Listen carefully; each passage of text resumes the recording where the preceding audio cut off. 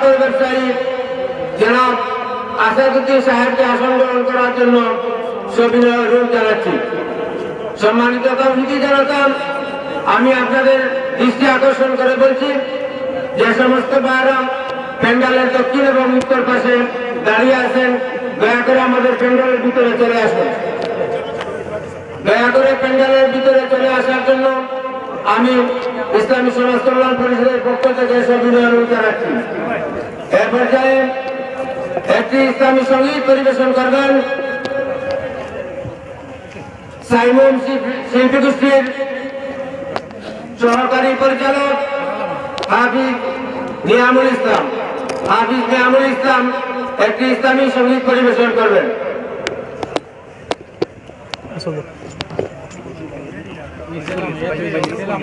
আসসালামু আলাইকুম ওয়া রাহমাতুল্লাহি ওয়া বারাকাতুহু।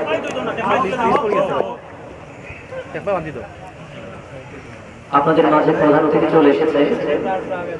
আমি একটি কথা বলতে চাই, অত্যন্ত দুঃখ ভারাক্রান্ত হৃদয় নিয়ে। এখন যে পরিস্থিতি বাংলাদেশে চলছে, শুধু বাংলাদেশে না, সারা পৃথিবীতে মুসলমানদের উপর অনেক বিপর্যয় যাচ্ছে। আমাদের যদি যুদ্ধের ঘোষণা চলে আসে, আমরা কি প্রস্তুত আছি? প্রস্তুত থাকতে হবে না? গজওয়াতুল হিন্দ যদি চলে আসে, আমরা কি প্রস্তুত আছি? ইসলামের পক্ষে যদি আমাদের জীবন দিয়ে দিতে হয়, আমরা কি প্রস্তুত আছি?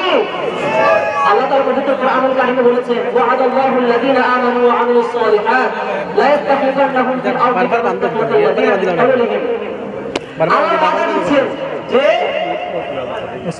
যারা ঈমান এনেছে এবং সৎ কাজ করে, লা ইস্তাখলিফান্নাহুম ফিল আরদ, জমিনে আমি তাদেরকে ক্ষমতা দিব। আল্লাহর ওয়াদা কি মিথ্যা হতে পারে?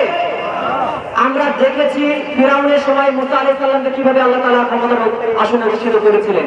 বাংলাদেশ থেকে জালিম বিতাড়িত হয়েছে, নাকি হয়নি? হয়েছে। যদি আমরা ঈমানের সাথে, ধৈর্যের সাথে আমাদের পরীক্ষাগুলো আমরা দিতে পারি, আমরা যদি সৎ কাজ করতে পারি, আল্লাহ তাআলা আমাদেরকে ক্ষমতায় বসাবেন ইনশাআল্লাহ। আমরা সেই প্রচেষ্টা করে যাব। তারই অনুপাতে একটি সঙ্গীত পরিবেশন করার চেষ্টা করছি। আমাদের কাজ শুধু নমনীয় কাজ না, আমাদের প্রয়োজনে তলোয়ার হাতে নিতে হবে, প্রয়োজনে যুদ্ধ করতে হবে। পারবো তো ইনশাআল্লাহ? ইনশাআল্লাহ। সুন্নাত নাই শুধু দাওয়াতের মেহমান, সুন্নাত নাই শুধু খাওয়া শেষে মধুপান, সুন্নাত নাই শুধু দাওয়াতের মেহমান, সুন্নাত নাই শুধু খাওয়া শেষে মধুপান, আর কিছু সুন্নাত আছে তুমি জানো কি? জানলেও জীবনে কখনো তা মানো কি? আর কিছু সুন্নাত আছে তুমি জানো কি? জানলেও জীবনে কখনো তা মানো কি?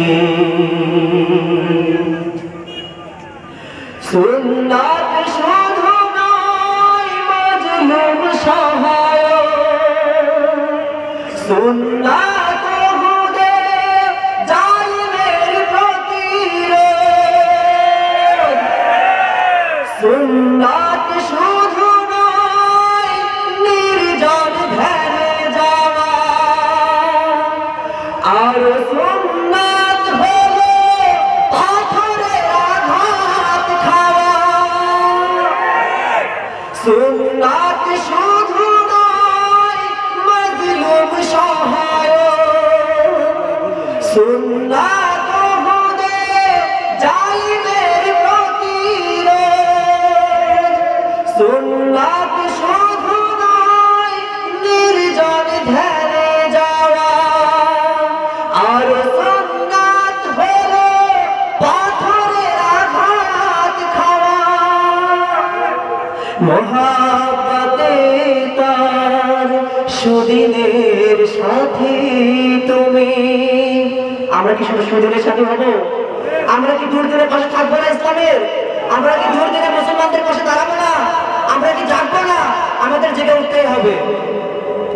মোহাব্বতে তার সুদিনের সাথী তুমি,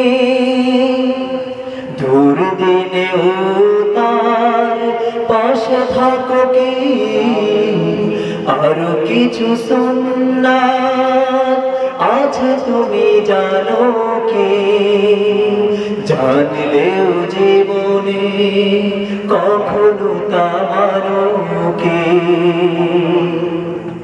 সুন্নাত কোরআনে সমাজ বিনির্মাণে বৈর সকল পথ মারিয়ে চলা, সুন্নাত দাওয়াতে দিনের পাশাপাশি ইসলাম রক্ষায় হাতে তলোয়ার তোলা।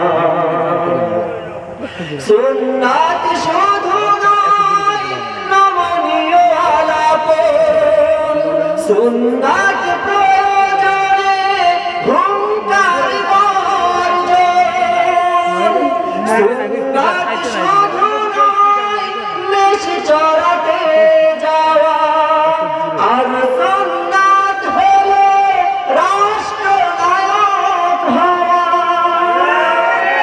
মোহাব্বতে তার খালিদ ওমর আলী, মোহাব্বতে তার খালিদ ওমর আলী, আবু বকরের মতো পাশে থাকো কি, আরো কিছু সুন্নাত আছে তুমি জানো কি, জানলেও জীবনে কখনো তা মানো কি, আরো কিছু সুন্নাত আছে তুমি জানো কি, জানলেও জীবনে কখনো তা মানো কি। আসসালামু আলাইকুম।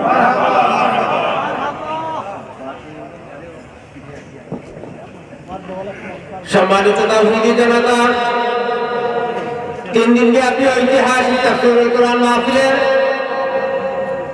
আজকের দ্বিতীয় দিনের প্রধান অতিথি আন্তর্জাতিক খ্যাতি সম্পন্ন মুফাসসির কোরআন, বিশিষ্ট ইসলামী চিন্তাবিদ হযরত আল্লামা হযরত মাওলানা কারি আব্দুল্লাহ আলামী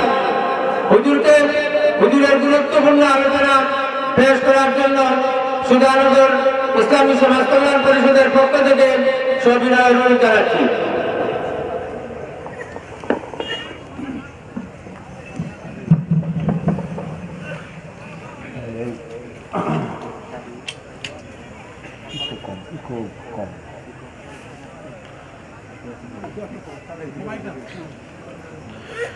السلام عليكم ورحمة الله وبركاته. وعليكم السلام ورحمة الله وبركاته.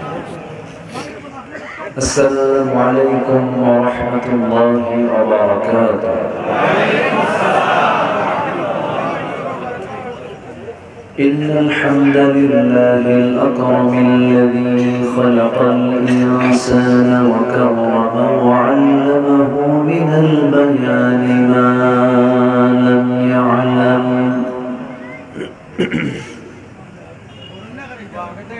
فسبحان الذي لا يحصى امتنانه باللسان ولا بالقلم. نشهد أن لا إله إلا الله وحده لا شريك له، ونشهد أن سيدنا وحبيبنا ومولانا محمدا عبده ورسوله الذي أرسله بالحق بشيرا ونذيرا وداعيا إلى الله بإذنه وسراجا منيرا. فقد قال الله تعالى في كلامه المجيد وفرقانه الحميد: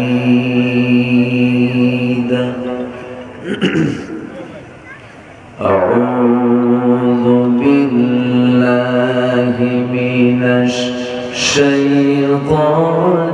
الرجيم. بسم الله الرحمن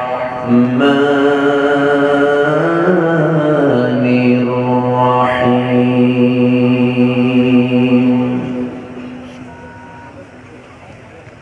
إن الذين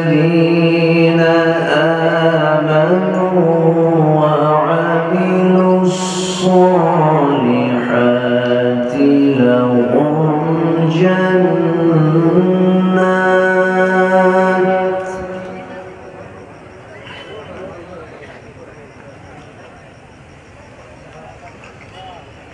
لهم جنات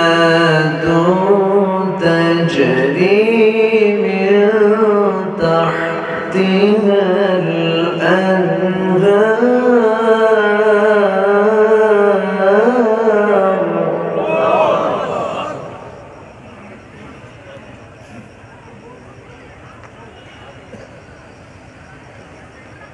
ذلك الفوز الكبير.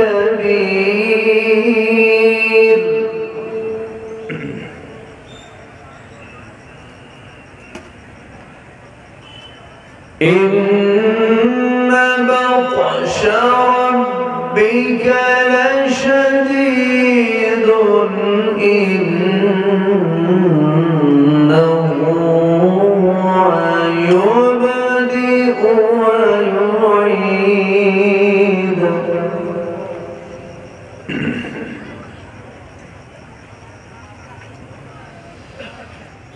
وهو الغفور الودود ذو العرش المجيد فعال لما يريد.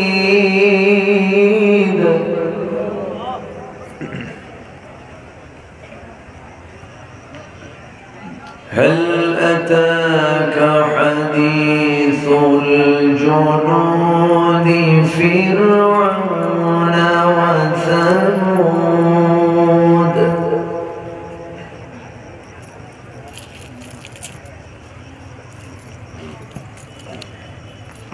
بل الذين كفروا في تكذيب والله من ورائهم محيط.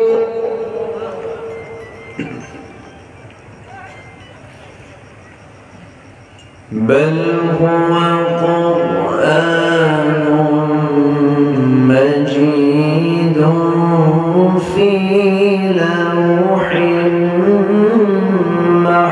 محفوظ.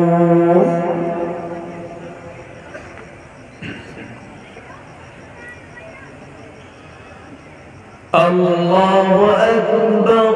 بسم الله الرحمن الرحيم.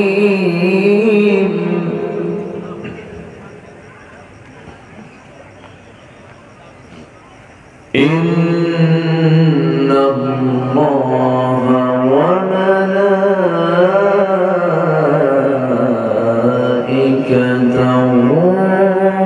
يصلون على النبي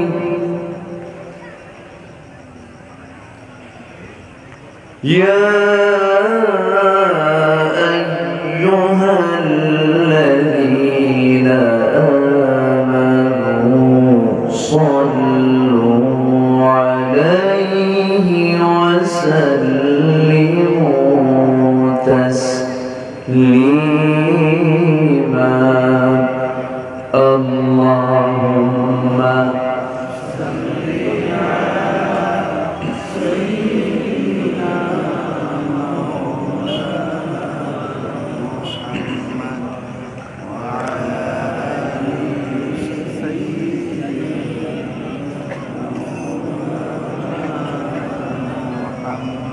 একটু আওয়াজ দিয়ে নবীর প্রেমে মাতোয়ারা হয়ে জবান খুলে জোরালো কণ্ঠে সবাই বলুন আল্লাহুম্মা সাল্লি আলা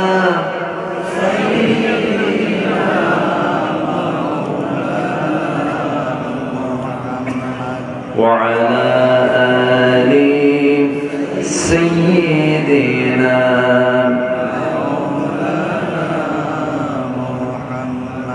সবাই বলুন بلغ العلا بكماله كشف الدجى بجماله حصنت جميع خصاله سلوا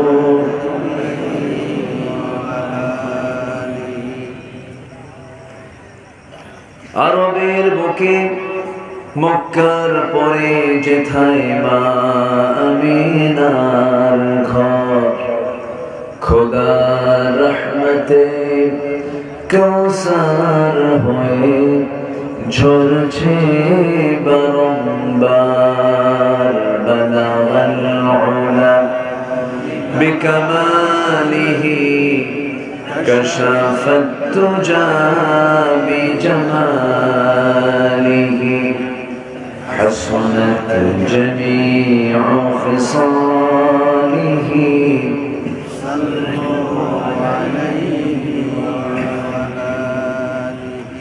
আমি কোরআনের সুর মাঝে শুনেছি যে না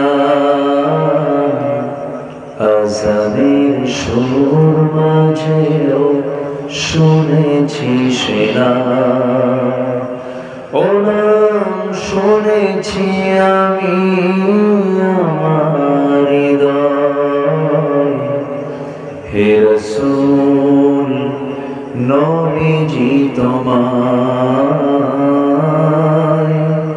হে রাসূল নবীজি তোমায় সবাই বলছে সাল্লাল্লাহু আলাইহি ওয়াসাল্লাম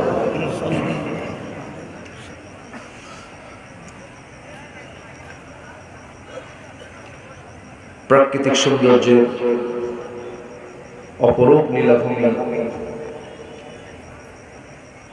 পাহাড় বিস্তৃত অঞ্চল মৌলভীবাজার জেলার বড়লেখা উপজেলার সুজানগর ইসলামী সমাজ কল্যাণ পরিষদ কর্তৃক আয়োজিত ১৬তম ৩ দিনব্যাপী তাফসীরুল কুরআন মাহফিল ২০২৪ আজকের এই দ্বিতীয় দিবসের সম্মানিত সুযোগ্য সভাপতি আজকের মাহফিলের সম্মানিত মেহমানবৃন্দ হযরত উলামায়ে কেরাম ফদলায়ে ইসলাম বিশেষ করে আমার পূর্বে কথা বলেছেন নন্দিত আলেমে দ্বীন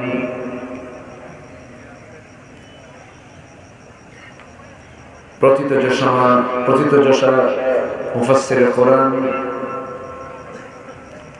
মাওলানা আব্দুল্লাহ আল নোমান হাফিজাহুল্লাহ কথা বলেছেন সিলেটের অহংকার আমার অত্যন্ত কাছের আমার প্রিয় ভাইজান মাওলানা মাহবুবুর রহমান জালালাবাদী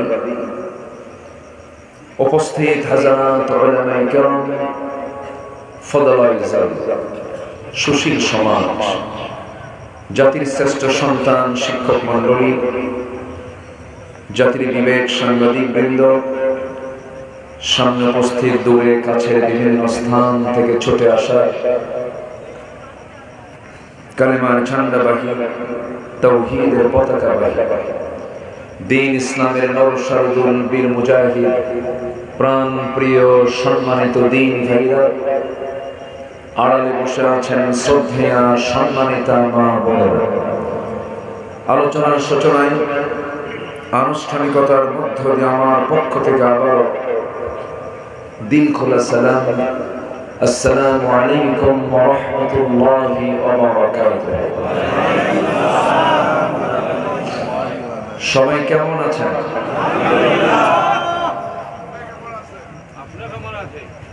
আমাকে প্রশ্ন করলেন। জি, আল্লাহ তাআলা আমাকে আপনার মতো আপনার কাতারে আপনার সাথেই রেখেছেন, বলি আলহামদুলিল্লাহ। মহান রব্বে কারীমের অশেষ শুকরিয়া যে মহান আল্লাহ সুবহানাহু ওয়া তাআলা আমাকে আপনাকে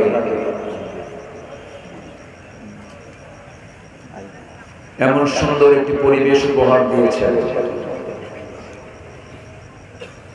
এখন মাহফিল করার জন্য থানার কাছে আর ধরনা দিতে হয় না।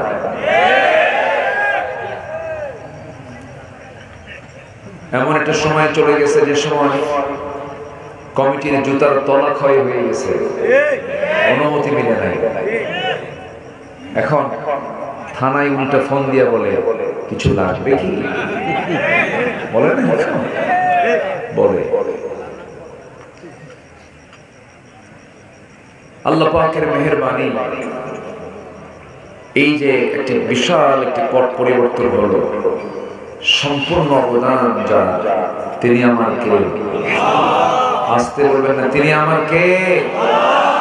আল্লাহ তাআলা। কোন সন্দেহ নাই, সেই মহান রব্বুল ইজ্জত ওয়াল জালালের দরবারে আমরা সবাই লাখ কোটি শুকর আদায় করি। মুহাব্বাতান, জোরালো কণ্ঠে একযোগে বলে উঠছি আলহামদুলিল্লাহ। আবারও বলছি আলহামদুলিল্লাহ।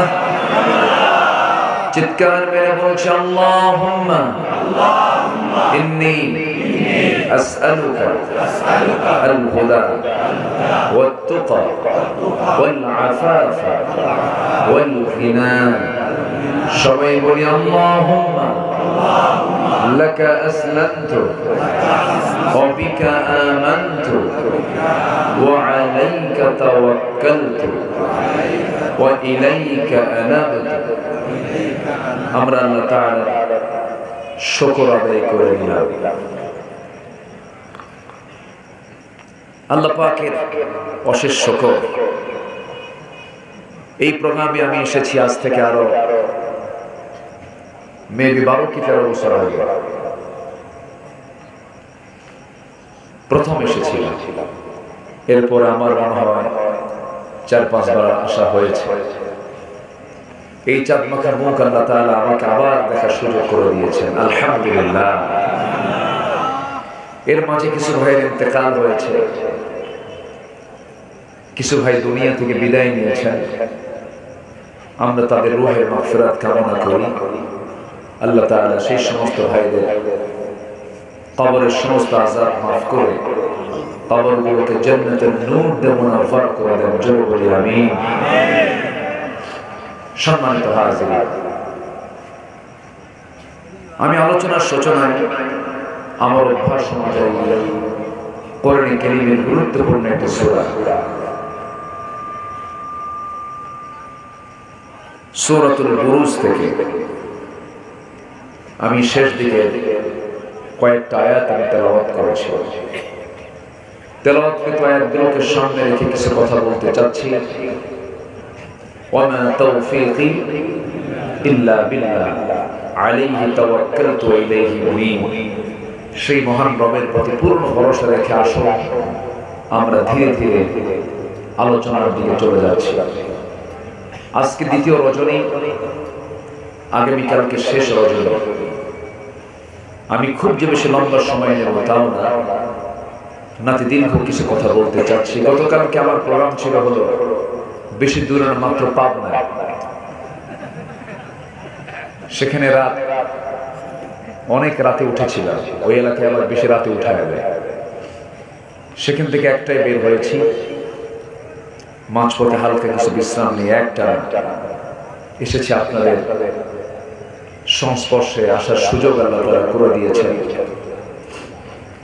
সম্মানিত ভাইরা, দিন যায় রাত আসে, রাত যায় দিন আসে, সপ্তাহ যায় মাস আসে, মাস ঘুরে আবার বছর চলে আসে। এই করতে করতে জীবনের ঘন্টা একদিন বন্ধ হয়ে যাবে। সবার আগে প্রশ্ন হলো, আমি কি নিতে পারলাম? আমি তো মরে যাব, আল্লাহর সামনে আমি কি নিয়ে হাজির হচ্ছি? এটাই সবচেয়ে বড় জীবনের বোঝাপড়ার বিষয়। আমি আল্লাহর সামনে গিয়ে লজ্জা নিয়ে দাঁড়াতে চাই না সম্মান নিয়ে দাঁড়াতে চাই? বলুন, লজ্জা নিয়ে না সম্মান নিয়ে? সম্মান। সম্মান নিয়ে যদি দাঁড়াতে চাই তাহলে আমার কি করা দরকার? আমার কোন দিকে থাকা দরকার? কোন দল করা দরকার? কাদের পন্থী হওয়া দরকার? কোন চেতনায় বিশ্বাসী হওয়া দরকার? আমার দেশে একটা মহল আছে যারা ইসলামটাকে নিজের মতো করে পছন্দ করে গ্রহণ করতে চায়। একটা মহল আছে তারা ভাবে নামাজ পড়বো, রোজা রাখবো, হজ করবো, যাকাত দেব, মসজিদ বানাবো, মাদ্রাসা বানাবো। তো ইসলাম এগুলোর মধ্যেই থাকবে। ইসলাম আবার ক্যান্টনমেন্টে যাবে কেন? ইসলাম প্রশাসনে যাবে কেন? ইসলাম সচিবালয়ে ঢুকবে কেন? ইসলাম পার্লামেন্টে যাবে কেন? তারা ইসলামকে একটা নির্দিষ্ট গণ্ডির মধ্যে রাখতে চায়। রাসূলকে তারা শুধু ধর্মীয় নেতা মানতে চান, নামাজের মডেল মানতে চান, কিন্তু রাসূলকে তারা রাষ্ট্র নেতা, রাষ্ট্র গঠনের তিনি যে একজন বিশাল বড় মডেল ছিলেন এটিকে তারা মানতে চান না, বিশ্বাস করতে চান না। কিন্তু তারা নবীজির উম্মত হতে চান। এই ধরনের চেতনা যারা লালন করেন অবশ্যই তারা ভণ্ড, তারা প্রতারক, কোন সন্দেহ? এই জাতীয় লোক মনে হয় আমার দেশে নাই। আসতে বলবেন না, আছে না নাই? এমন চেতনা লালন করলে পরে ইসলাম মানা হবে না, দিন মানা হবে না।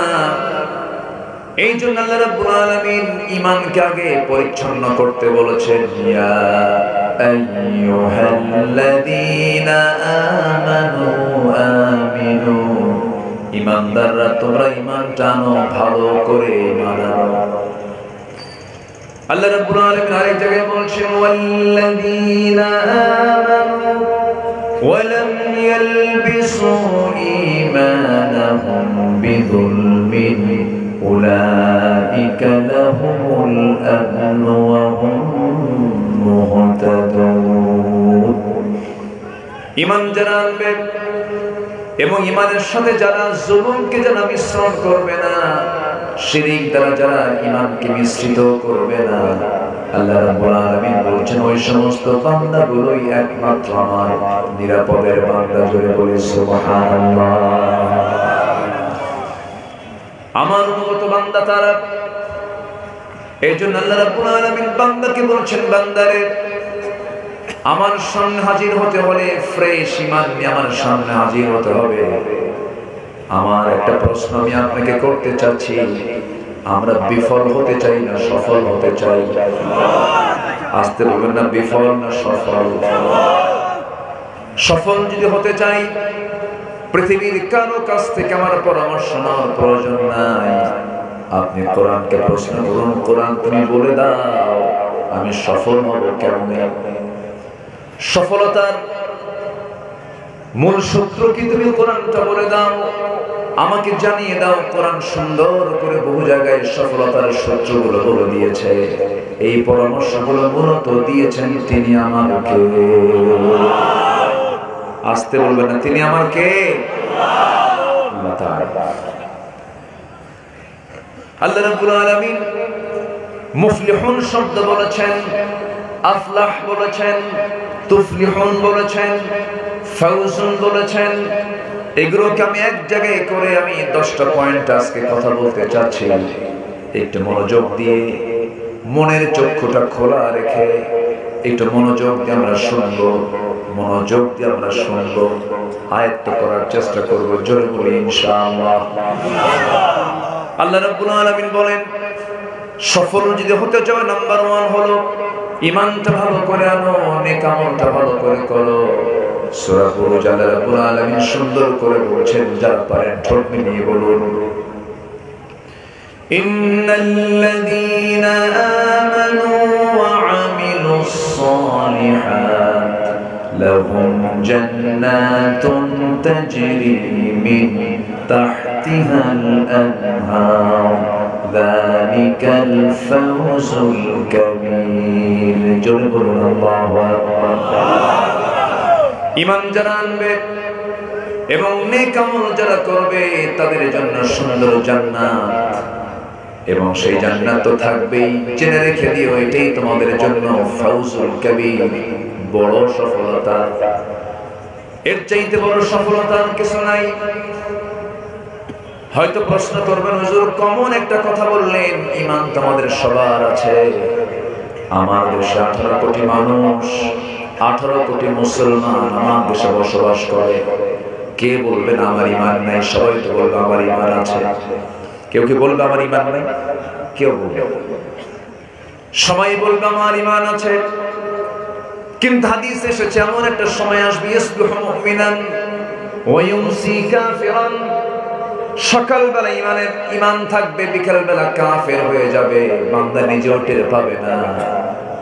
আমার বন্ধুগণ, আমার দেশে এমন কিছু লোক আছে যার নামই হলো ঈমান আলী। আছে না? কি না? ঈমান আলী, কিন্তু নামাজ পড়ে না। নাম হলো ফজর আলী, ঘুম থেকে সকাল 10টার দিকে ওঠে। নাম কি? ফজর আলী। নাম হলো রমজান আলী, রমজান মাসে দুপুর বেলা ভাত খায়। নাম হলো আতর আলী, গোটা গায়ে গাজার গন্ধ। নাম হলো হিম্মত আলী, সাইকেলের চাকা পাঁচ হলে শীত হয়ে পড়ে। নাম হলো লাল মিয়া, কিন্তু লোকটা কালা। আছে এরকম? আছে না? নাম হলো খোকা মিয়া, বয়স 80 বছর। নাম হলো বাদশা মিয়া, কিন্তু ভিক্ষা করে। নাম দিয়া করবেন কি, বংশ দিয়া করবেন কি? চৌধুরী হয়ে লাভ কি? সৈয়দ বংশ হয়ে লাভ কি? এমনকি কুরাইশ বংশ হয়েও লাভ কি? আমার নবী যে বংশে জন্ম নিয়েছেন সেই বংশে জন্ম হলো আবু লাহাব। আবু লাহাবের বংশের নাম কুরাইশ। আমার নবীর বংশের নাম কুরাইশ। বংশগত কৌলিন্য দেখিয়ে লাভ হবে না, বাবার পরিচয় দিয়ে কোনো লাভ হবে না। বাবার পরিচয় নূহের ছেলে কেনান জান্নাত পাবে না, আবার ছেলের পরিচয় দিয়ে আজর ইব্রাহিম আলাইহিস সালামের বাপ আজর রেহাই পাবে না। আমার বন্ধুগণ, আল্লাহ রাব্বুল আলামিনের কাছে কারা দামি? আল্লাহ রাব্বুল আলামিন বলেন, ইন্না খালাকনাকুম মিন যাকারিন ওয়া উনসা ওয়া জাআলনাকুম শুউবান ওয়া ক্বাবাইলা লিতাআরাফু ইন্না আকরামাকুম ইনদাল্লাহি আতকাকুম। আমি তোমাদেরকে এক নর এবং এক নারী থেকে সৃজন করেছি, বিভিন্ন ভাষা বর্ণ দিয়েছি যেন তোমরা একে অপরকে চিনতে পারো। তবে তোমাদের মধ্যে সেই বান্দা আমার কাছে সম্মানিত, যে বান্দা আমি আল্লাহ আমাকে সবচাইতে বেশি ভয় করে। জোরে বলি সুবহানাল্লাহ। অতএব কোনো কিছু আমার কাছে আসবে না, সম্পদ কাছে আসবে না, বংশ কাছে আসবে না, চেহারা কাছে আসবে না, কোন আত্মীয়তা কাজে আসবে না, আমার আত্মীয়তা কোনো কিছুই কাজে আসবে না। আমার একমাত্র কাজে আসবে হলো আমার আল্লাহর সামনে আমি সেই সময় দামি হব যখন আমার মধ্যে থেকে যাবে মজবুত ঈমান। ঠিক কি না? কি থাকতে হবে? মজবুত ঈমান থাকতে হবে। কি ইমানদার আমরা পাইলাম। চিন্তা করা যায়, কি সুন্দর মুখে দাড়ি, একদম সাদা ধবধবা দাড়ি। হ্যাঁ, বাঁচার জন্য কি চেষ্টা করলো, নৌকায় চললো, দাড়িটা কাটলো, মাথার সাদা চুল কালো বানালো, পাঞ্জাবি খুইলা গেঞ্জি পরলো, পাজামা খুলে লুঙ্গি পরলো, নৌকায় চললো বন্ধু নিয়ে। নৌকার ভিড়ল না, ধরে ফেলেছে কোস্টগার্ড, ধরে বলছে স্যার চিনছি আইনমন্ত্রীকে, চলেন এখন থানায় যান। আইনমন্ত্রীকে আমি কি একা আসছি? আমি তো জামাতের সাথে আসছি। তাহলে জামাত স্যার উপায় আছে? উপায় তো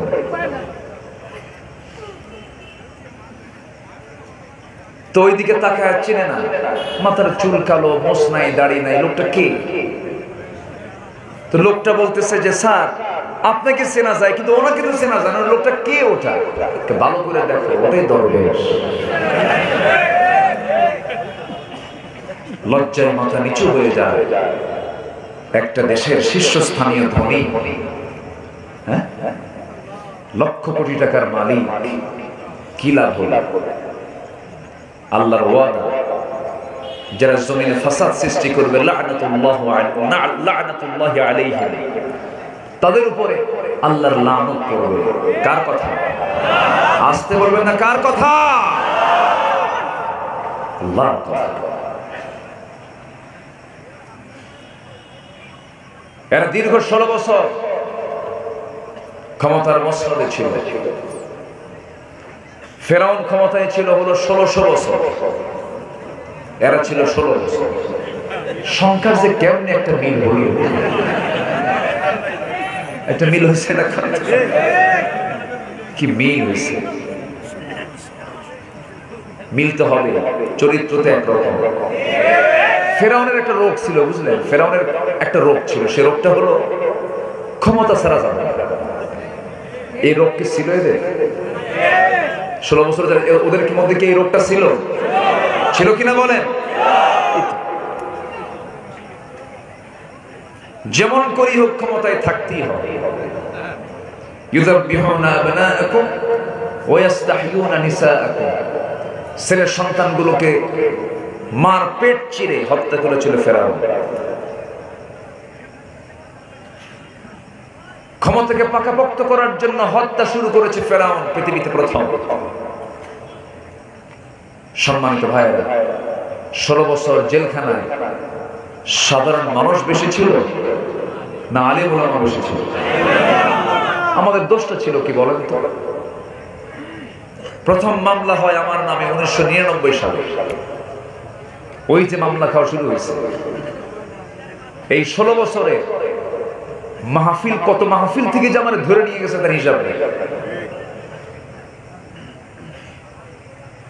2018 সালে নির্বাচনের আগ দিয়ে আমার বাড়ি ঘেরাও করে আমাকে ধরে নিয়ে চলে গেল থানায়। মামলা খান দিয়া জেলখানায় ঢুকায় বলল, হুজুর থাকেন নির্বাচন পর্যন্ত। ভিতরে ঢুকলাম, ঢুকে দেখি এক বুড়া চাচা, 85 বছর বয়স। সালাম দিলাম, উনি সালামের জবাব নিয়ে বলছেন, হুজুর আপনি জেলখানায়? খুব মজা পাইলাম, খুব খুশি হয়েছি। বললাম জেলখানায় ঢুকলাম, আপনি খুশি হলেন? হ্যাঁ বাবা যে খুশি হয়েছে, কারণ ওয়াজ মাহফিলে যায়, ওয়াজ শুনি, কাছে যাওয়ার সুযোগ পাই না, মুসাফা করতে পারি না, মন খুলে কথা বলতে পারি না। আসেন, বসেন, থাকেন।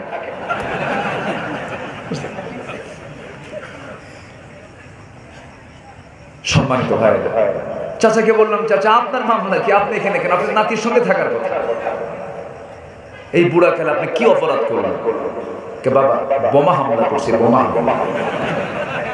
কেমনে কি? আমি নাকি বোমা মারছি? তাহলে 85 বছরের লোকের হাতের ফিটনেস কি ঠিক থাকে? বোমা মারতে নিয়ে তার মাথায় দেবো? কি করে না? বছর 2 আগে 116 জন আলিমের তালিকা করেছিল, মনে আছে আপনাদের? মনে আছে? ওটার মধ্যে আমার নামটা ঢুকেছে। বিচারপতি শামসুদ্দিন কালা কই আল্লাহ কালা বানা দিছে তো মানিক 2 বছর যায় না এখন ওদের নামের তালিকা হচ্ছে ঠিক কিনা সিলেটবাসীকে ধন্যবাদ ত্রিপুরা হয়ে দিল্লি যেতে চাইছিল এই মানিক ত্রিপুরা হয়ে কোথায় যাবে আগরতলা দিয়ে অথবা আসাম গুয়াহাটি দিয়ে সে চলে যাবে দিল্লি আপু যে বসে আছে ওই জায়গায় বোঝেন না ওইদিকে যাবে কিন্তু সিলেটবাসীকে ধন্যবাদ খুব ভালো আপ্যায়ন করেছেন আপনারা এত সুন্দর মেহমানদারি বিসি শুদ্ধ আউট খুব ভালো খেদমত করছেন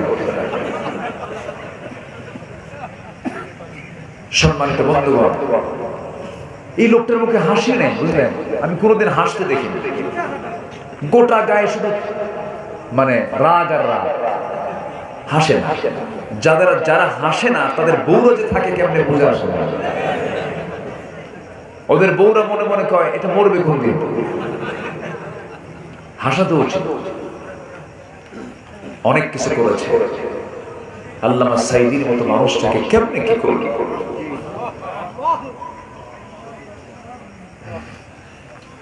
আমি এটা আমার কাছে আমি যখন মনে করি আমার খুব খারাপ কত বড় জুলুম আমার মনে হয় এই দেশের কোন আসামিকে এত লম্বা রিমান্ডে নেওয়া হয় না একটা সুস্থ মানুষ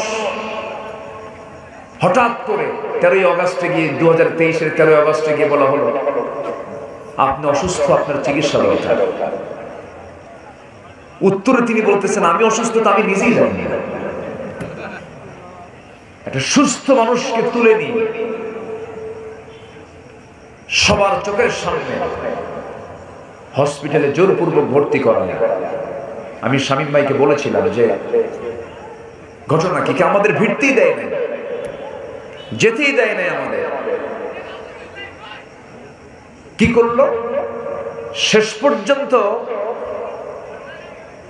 সেই হসপিটালে রেখে পয়জনিং করে বিষ প্রয়োগ করে হত্যা করা হলো তাফসীর মাহফিলের এই প্ল্যাটফর্ম থেকে এই স্পষ্ট ভাষায় জানান দিতে চাই যাদের চক্রান্তে কিংবদন্তি এই জাতির সূর্য সন্তান আল্লামা সাইদির হত্যার সঙ্গে যারা জড়িত সুস্পষ্টমূলক শাস্তি দাবি করছি আমরা রাজি আছেন কারা কারা হাত উঁচু করে দেখা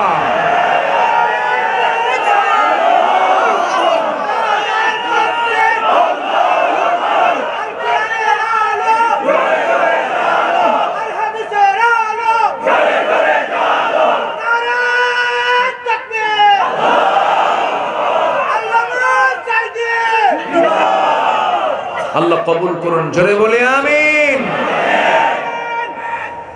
আমরা প্রতিশোধ পরায়ণ নই কিন্তু খুনির কোনো ক্ষমা নাই খুনির কোনো ক্ষমা করতে আল্লাহ মানা করেছে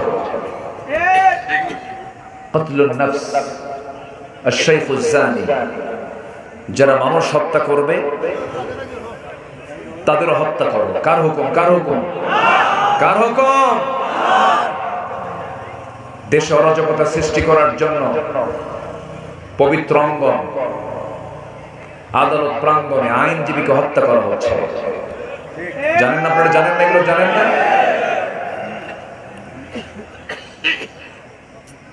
যেটাই যে ব্যক্তি হত্যা করুক না কেন হত্যার দৃষ্টান্তমূলক শাস্তি হওয়া উচিত সম্মানিত ভাইরা এক রাত পেয়েছি তো লাইন থেকে বেশি দূরে যাওয়া যাবে না আবার লাইনে আসি আমরা বিফল হব না সফল হব বিফল হব না সফল হব একটা পরিবর্তন যখন এসেছে আমরা সাজাবো দেশটাকে কিসের আয়নায় বলুন কিসের আয়নায় কি দিয়া কোরআন দিয়ে সাজাবো জোরে বলি ইনশাআল্লাহ দেশ শাসন করেছে 53 বছরের কেউ 25 বছর দেশ স্বাধীন হয়েছে 53 বছর এর মধ্যে কেউ চালাইছে 25 বছর কেউ চালাইছে 16 বছর কেউ চালাইছেন 9 বছর, মাঝখান দিয়ে মঈনুদ্দিন ফখরুদ্দিন এরা চালাইছেন কয়েক বছর। সবাই মুসলমান হলেও ইসলাম দিয়ে তারা রাষ্ট্র চালায় না, কোরআন দিয়ে তারা রাষ্ট্র চালাতে পারে নাই। অতএব সব দেখা শেষ। আগামীর দেশ আমরা দেখতে চাই কোরআনের দেশ, ইসলামের দেশ। আল্লাহ কবুল করুন, জোরে বলি আমিন। কোন কার্ড আর খেলা হচ্ছে না। শেষ পর্যন্ত অহংকার জাতি আর সহ্য করতে পারেনি। যখন বলেছিল রাজাকারের নাতিপুতিরা চাকরি পাবে, হ্যাঁ, এটা কি বিনয়ের কথা না অহংকারের কথা? বিনয় না অহংকার? অহংকারকে মাটির সঙ্গে মিশিয়ে দিয়েছেন তিনি কে? আল্লাহ মিশিয়ে দিয়েছেন। অহংকার করা যাবে না। ইমানদার কখনো অহংকার করতে পারে না। আমার বন্ধুগণ, তাহলে 1 নম্বর আমরা শিখে নিলাম, ইমানটা ভালো করে আনবো, নেক আমলটা করব। বুকটা ফেটে যায়, মনটা খারাপ হয় মাঝে মাঝে।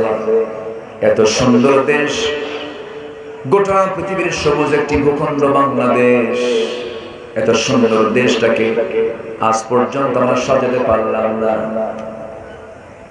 18 কোটি মানুষ আজকে কোরআন শরীফ সহি করে পড়তে পারে না।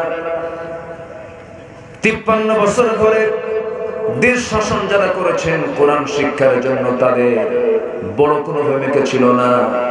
তারা চাচ্ছিল কেমন করে কোরআন থেকে জাতিকে দূরে রাখা যায়। কি আমি কি ভুল বলতেছি? এখানে যারা বসে আছেন, যদি প্রশ্ন করি কোরআন থেকে সহি করে পড়তে পারেন, অধিকাংশের কি হাত উঠবে? উঠবে না। এটা আপনার দোষ নয়।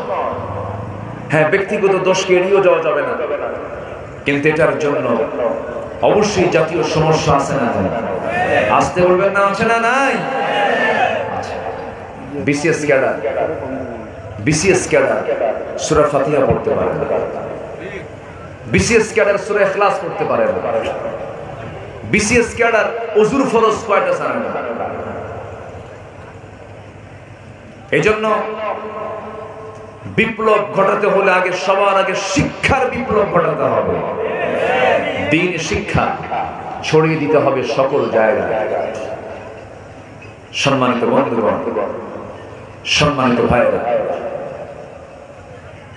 আমার মাঝে মাঝে কেমন যেন লাগে, মুসলমান আমার দেশ অধিকাংশ বিড়ি খায়। কি খায়? আস্তে খায়। আবার মাহফিলে এসে প্রশ্ন করে, হুজুর বিড়ি খাওয়া কি জায়েজ আছে? মানে জায়েজের চেষ্টায় আছে। এত বিড়ি খায়, আজান দেয়, নামাজে যায় না। মসজিদ কম হয়েছে না বেশি হয়েছে? মুসল্লি ফজরের সময় মুসল্লি খুঁজে পাওয়া যায় না মসজিদে। 4 জন বুড়া গিয়ে হাজির হয়। 4 জন বুড়া। যখন বলা হয়, চাচা আপনারা ফজরে আসছেন কেন? কে বাবা, বুড়ি মরে গেছে তো এই জন্য আসছে। মুসল্লি নাই। মসজিদ গুলো এসি হয়ে গেছে। আবার গল্প করে, তোমার মসজিদ কি এসি লাগাইছ? আরে কি করো, আমার মসজিদে 13 টন এসি। হ্যাঁ, এসি নিয়ে কম্পিটিশন করে। কিন্তু আমার নবীর যে মসজিদটা ছিল, সেই মসজিদটা ছিল পাকা না কাঁচা? এসি না নন এসি? কাঁচা মসজিদ। সাহাবীরা নামাজ পড়েছেন, কপালে ধুলা লেগে গেছে। খেজুর পাতার বানানো বেড়ার উপরের ছাউনি ছিল খেজুর পাতার বানানো। সেই মসজিদে নামাজ পড়িয়েছেন মুহাম্মদ সাল্লাল্লাহু আলাইহি ওয়াসাল্লাম। মুসল্লি ছিলেন আবু বকর, ওমর, ওসমান, আলীর মতো সাহাবীরা। মসজিদ পাকা করে তো লাভ হবে না যতক্ষণ ঈমানটা পাকা না হবে। এই জন্য আমার বন্ধুগণ, পরিবর্তন যেহেতু এসেছে, আমাদের ব্যক্তিগত জীবনের পরিবর্তনের দরকার আছে না? আসতে বলবেন না, আছে না? লন্ডন আমেরিকায় যাওয়া সফল নয়, সফল হলো আল্লাহ রাব্বুল আলামিন 2 নাম্বার বলছেন পরিশুদ্ধতা নিয়ে আসো, দিলের পরিবর্তন নিয়ে আসো, নফসের শুদ্ধতা নিয়ে আসো। মহান রব্বুল আলামিন বলেন, قد أفلح من تزكى وذكر اسم ربه فصلى بل تؤثرون الحياة الدنيا والآخرة خير وأبقى جرب لي الله أكبر الله أكبر আমি কি আলোচনা শেষ করে দেব? তো এই যে চলে যাচ্ছে যে এই কি অসুবিধা, আপনাদের অসুবিধা? আমি কি দোয়া করে দেব? তো যাচ্ছেন কেন? একটু বসুন, মেহেরবানি করে বসুন। নড়াচড়া করা ঠিক না। যদি কোনো মানুষ বুঝতো যে এই জায়গায় বসার মর্যাদা রাখি, বসার জন্য কম্পিটিশন হয়ে যাবে। যতক্ষণ থাকবো আমি, আমার উপকারিতা হলো, আমার প্রাপ্তি হলো, আমার জীবন যে গুণাগুলো ছিল সেই গুণাগুলো ঝরতে থাকে, আর সেই জায়গায় সওয়াব আল্লাহ তাআলা রিপ্লেস করে দেন। যেরকম সুবহানাল্লাহ, এমন বরকতি জায়গা থেকে বিনা কারণে যেন আমরা কেউ না বের হতে পারি, আল্লাহ তাআলা সেই তৌফিক দান করুন। জোরে বলি আমিন। সম্মানিত ভাইরা, তাহলে এক নম্বর হচ্ছে আমরা ঈমান আনবো, নেক আমল ছাড়া, নেক আমল সহ, নেক আমল সহ ঈমান এবং নেক আমল এটা থাকতে হবে। নম্বর 2 হলো পরিশুদ্ধতা, তাসকিয়াতুন নফস, নফসের শুদ্ধতা আনতে হবে। সম্মানিত বন্ধুগণ, আল্লাহ রাব্বুল আলামিন এই কথাটা এবার আরেক সূরায় বললেন, قد أفلح من زكاها وقد خاب من دساها। ওই বান্দাই সফল যে নফসের শুদ্ধতা আনতে পেরেছে। নফসের শুদ্ধতা কি একটু বললেই স্পষ্ট হয়ে যাবে। অর্ধ দুনিয়ার শাসনকর্তা ছিলেন একজন খলিফা, তার নাম হলো ওমর বিন খাত্তাব রাদিয়াল্লাহু তাআলা আনহু। ইসলামের দ্বিতীয় খলিফা, তার খেলাফত আমলে একদিন তিনি রাষ্ট্রের পক্ষ থেকে এক বোতল মধু পেলেন। সেই মধুটা নিয়ে আসলেন। মধুটা তিনি একা নিতে পারবেন না, 5টা ভাগ হবে, 5টা ফ্যামিলি পাবে, তার মধ্যে তার একটা ফ্যামিলি। মধুর বোতল নিয়ে এসে ভাগ করতে হবে 5টা ভাগ। স্ত্রীর সামনে দাঁড়িয়ে বলেছেন, স্ত্রী, এই যে এক বোতল মধু এনেছি, মধুটা সুন্দর করে 5টা ভাগ করো, এর মধ্যে একটা ভাগ আমরা পাবো, বাকি ভাগগুলো প্রতিবেশীর মাঝে সুন্দর করে ভাগ করে দিতে হবে। সাইয়েদনা ওমর ফারুক এই কথা বলে স্ত্রী হাতে মধুর বোতল দিয়ে দিলেন। 1 মিনিট যেতে না যদি চট করে আবার বলে ফেললেন, বউ আমার, রাগ করো না, মধুর বোতলটা তোমাকে ভাগ করতে দেব না, আমার হাতে ফেরত দিয়ে দাও। আবার তিনি তার হাতে নিয়ে নিলেন। এখন বলুন, কোন স্বামী যদি তার স্ত্রীর সঙ্গে এমনটা আচরণ করে, সমস্যা আছে কিনা বলেন? কি সমস্যা আছে? যারা বিয়ে করছেন তারাই তো বুঝবে কি সমস্যা আছে না নাই বলেন। বউ বলবে, তুমি আমার সন্দেহ করো না, আমি চুরি করবো, লাগবে গন্ডগোল, ভুল বোঝাবুঝি, অভিমান, অনেক কিছু।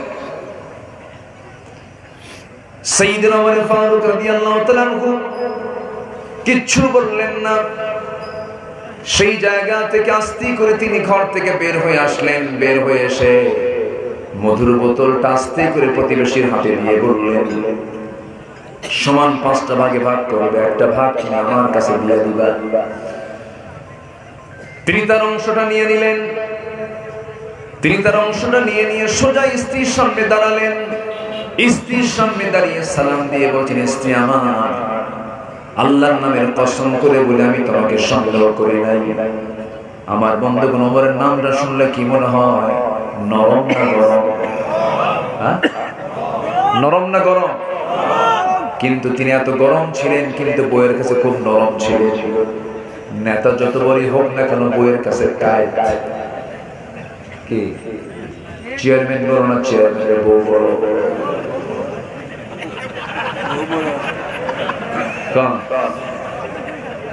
কমন পড়ে গেছেন। বলেন চেয়ারম্যান বড় না চেয়ারম্যানের বউ বড়? হ্যাঁ, বইয়ের কাছে মাত্র পরীক্ষা করবে। তুমি কত বড় হুজুর আমার জানা আছে বসে, ঠিক আছে না? ওটা হেড অফিস। ওটা কি অফিস? Head office. কে বইয়ের কথা শোনো না? সবাইকে বইয়ের কথা শুনতে হয়, শুনতে হয় না? দেখেন কিভাবে বলতেছে, কোন উপায় নাই তো, না শুনলে সংসারিত হবে না। তার মধ্যে মেয়েরা সোজা হাড়ে না বাঁকা হাড়ে? বাঁকা হাড়ে। হাড়টাও আবার বাঁকা। অনেক ম্যানেজ করে, marriage life, manage life manage করে নিতে হবে, মানায় নিতে হবে। সাইয়েদনা ওমর ফারুকের মতো মানুষ এত গরম, বইয়ের কাছে ঠান্ডা হয়ে গেছে। একদিন এক বিচার প্রার্থী হয়ে এক মুসলমান তার ঘরের মধ্যে এসে বসে আছে, যে তার বউকে নিয়ে তার গন্ডগোল, এটা মানে একটা বিবাদ মিটানোর জন্য সাইয়েদনা ওমর ফারুকের ধারণা দিয়েছেন। তো তার বাড়িতে বসে আছেন, ভিতরে ওমর ফারুক এবং তার স্ত্রীর বাক বিতণ্ডা চলতেছে। তো এই দৃশ্য দেখে ওই বিচার প্রার্থী মনে করলো আমার বউয়ের সঙ্গে আমার গন্ডগোল, এসে দেখি এই বাড়িতে গল্প, তো বিচার আর কি চাবো, আমি চলে যাই। চলে যাচ্ছে, সাইয়েদনা ওমর ফারুক দেখে ফেললেন, বললেন আসলেই বা কেন, আবার যাচ্ছেই বা কেন, ঘটনা কি বলো? বলতেছে আমিরুল মুমিনিন, আসছিলাম বিচারের জন্য, যে সমস্যা নিয়ে, সেই সমস্যা থেকে আপনার ঘরেও ঢুকছে। কেন? আপনার বউ আপনাকে এত কিছু বললো, আপনি একটা জবাবও দিলেন, আপনি চুপ করে বসে আছেন। সাইয়েদনা ওমর ফারুক বললেন আমার নাম শুনলে রোম পারস্য থরথর করে কাঁপে, আমার নামটা শুনলে পরে শয়তান পর্যন্ত কাছে আসে না। আর সেই ওমর ফারুকের বউ এত কিছু বললো, ওমর কি কিছু বলছে না, তুমিও কিছু কইও না। জোরে বলি আল্লাহু আকবার, আর জোরে বলি আল্লাহু আকবার। স্বামী স্ত্রী এই মহব্বতটা কে দিয়েছেন বলেন তো? আসতে বলবেন না, কে দিয়েছেন? আল্লাহ দিয়েছেন। এই ভালোবাসার মধ্যে শুধু ভালোবাসা নাই, মাওয়াদ্দাতু ওয়া রাহমা, ভালোবাসাও আছে, রহমতও আছে। আর বিয়ার আগ দিয়া যেগুলো প্রেম করে, বিয়ার আগে প্রেম আছে না আমাদের দেশে? বিয়ার আগেই তো প্রেম করে, কিন্তু প্রেম কি মূলত বিয়ার আগে হয় না পরে হয়? বলেন তো, প্রেমটা হওয়া দরকার বিয়ার আগে না পরে? কিন্তু চলে আসছে কি এখন আগে। আগে প্রেম করে, আর যখন বিয়ে হয়, বিয়ের পরে কিলে কিলে কি হয়? কিলে কিলে। সম্মানিত ভাই, ইসলামে কি প্রেম আছে, কি মহব্বত আছে দেখে। আমার নবীজি জীবনে একবার হজ করেছেন। কয়বার হজ করেছেন? একবার। একা যাননি, বউকে সাথে নিয়ে গেছে। সুবহানাল্লাহ বলবেন না? বউকে সাথে নিয়ে গেছে। তাহলে হজ করতে যে একা যাওয়া ভালো না বউকে নিয়ে যাওয়া ভালো? বলেন, স্ত্রীকে নিয়ে যাওয়া উত্তম। এটা আমার ওয়াজ শুনে আমার মায়েরা খুব খুশি এখন, হুজুর আমার বুড়া আমারে ঠকাইছে, একা গেছে, আমারে নিয়ে যায় না। আমার নবীজি জীবনে একবার হজ করেছেন, কিন্তু একা যাননি, বউকে সাথে নিয়ে চলে গেছে। বউকে নিয়ে ঘোরাফেরা করা শুনে যাচ্ছে, বলি আলহামদুলিল্লাহ। আমার নবীজি জিহাদের মতো কণ্ঠকে কীর্ণ ময়দানেও স্ত্রীকে সাথে নিয়ে চলে গেছে। যুদ্ধের দামামা চতুর্দিকে চলে, আমার নবীজি ওই যুদ্ধের ময়দানে যুদ্ধ পরিচালনা করছিলেন। যে যুদ্ধে আমার নবীজির দুটো দাঁত ভেঙেছিল, নবীজির শরীর থেকে প্রচুর রক্তক্ষরণ হয়েছিল। সেই যুদ্ধের ময়দানে হঠাৎ করে রাতের বেলা যুদ্ধ থেমে গেছে, চতুর্দিকে নীরব ঠান্ডা পরিবেশ। তাবুর ভিতরে ঢুকে বলছেন, আয়েশা তোমাকে টাইম দিতে পারি না, হুমায়রা চলো আমরা ঘর থেকে একটু বের হই। ঘর থেকে বের হলেন, ঘর থেকেই বের হয়ে বলছেন, আয়েশা চলো আমরা দুজন মিলে দৌড়ের পাল্লা দেখি ফাস্ট হয়ে যায়। আম্মা জান আয়েশা বর্ণিত হাদিস, তিনি বলেন আমরা দুজন মিলে দৌড় মারলাম, আমি সামনে চলে গেলাম, আমি ফাস্ট হয়ে গেলাম। আমার নবীজি আমার পিছনে থাকলেন, কিন্তু আমার নবীজি ফাস্ট হলেন না, তিনি ফাস্ট হলেন। এটা কেমন কথা? এখানে বিষয়টা হলো আমার নবীজি ফাস্ট না হয়ে আয়েশাকে ফাস্ট করে দিয়েছেন যেন সে মনে মনে আনন্দ পায়। কারণ আমার নবীর সঙ্গে কম্পিটিশন করে পারবে পৃথিবীর কোন মানুষ কি আছে নাকি? আমার নবীজি খুশি করে দিলেন তাকে। বেশ কিছুদিন পর মদিনার মাটিতে রাসূল বলছেন, আয়েশা রে সেই রাত্রিবেলা দৌড়ের আমি তোমার সঙ্গে পারিনি, আজকে দেখি দৌড়ের পাল্লা দেখে ফাস্ট হয় দেখি। আম্মা জান আয়েশা বলেন, সেই দিন আমার নবীজি আমাকে হারায়া দিলেন। হারায়া দিয়ে একটা মুস্কি হাসি মেরে বলছে, আয়েশা রে ওই রাত্রে যে আমি হেরে গেছিলাম, সে হেরে যাওয়ার জবাব আজকে আমি বিজয়ী হয়ে দিয়ে দিলাম। জোরে বলে সুবহানাল্লাহ। আজকে সেই মহব্বত গুলো নাই, বৈধ সম্পর্ক গুলো নাই। আজকে ইলিগাল রিলেশনে সমাজ আক্রান্ত হয়ে পড়েছে। মাহফিলে যুব সমাজ বেশি। তোমাদের কাছে আমি করজোড়ে মিনতি জানাই, গার্লস স্কুলের সামনে ইতিমের মতো বসে থাকার দরকার নেই। দেখেন আস্তে আস্তে করে কিচ্ছু করে না, এই ঠিক কিনা? নোংরামি করো না।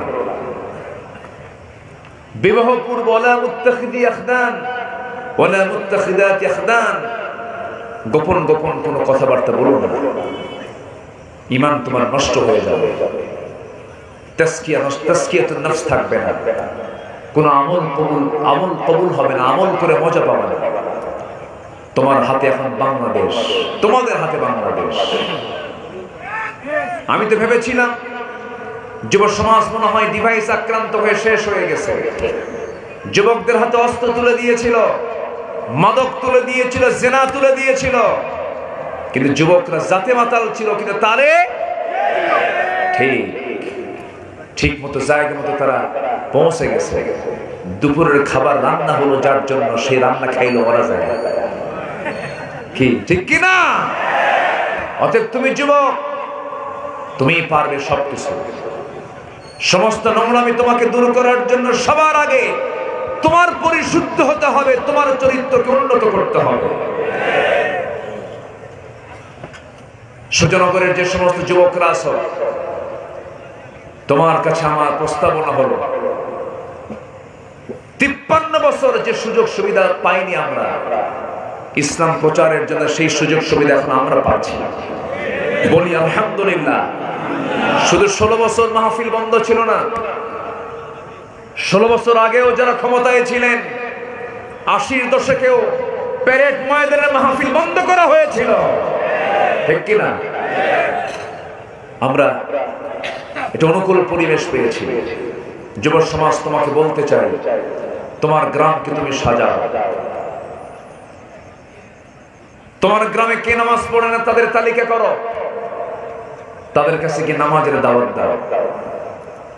তোমার গ্রামের কোন ঘরের কোন মেয়ে, কার স্ত্রী বোরকা ছাড়া অর্ধলগ্ন হয়ে বের হয়, তাদের তালিকা করো। তাদের বাড়িতে যাও, বাড়িতে গিয়ে বলো আপনার মেয়ে বোরকা ছাড়া অর্ধলগ্ন হয়ে বের হয়, আমরা যুবক, আমাদের চোখের ক্ষতি হয়, ইমানের ক্ষতি হয়, আমরা এই গ্রামের বাসিন্দা, আপনার মেয়েকে বোরকা ছাড়া বের হতে দিবেন না।